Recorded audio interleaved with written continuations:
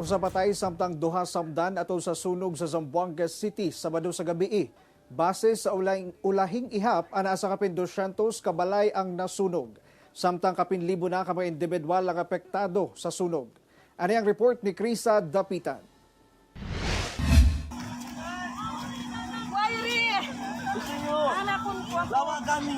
Mao kini ang pagdilaab sa kalayo nga milukop sa daghang kabalayan sa Iturralde Village, Asinan sa Barangay Kasanyangan, Zamboanga City, Sabado sa gabi. Sumala sa kabumberohan, miabot sa third alarm ang sunog. Hinungdan nga mitabang na ang kasikbit nga kabumberohan sa pagpalong sa kalayo.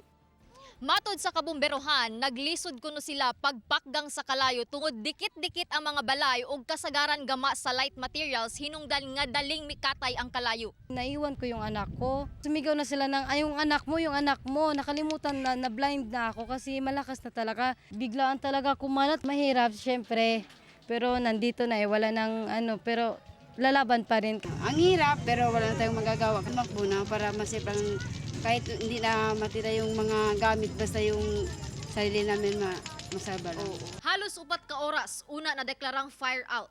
Atol sa hitabo, usa ang patay nga nailhang si Benahar Ismael Anding, 31 anyos ug duha ka babayi ang samdan. Silang tulo, mitabang lang unta aron mapakgang ang kalayo. Meron po tayong isang namatay due to electrocution na kuryente po siya.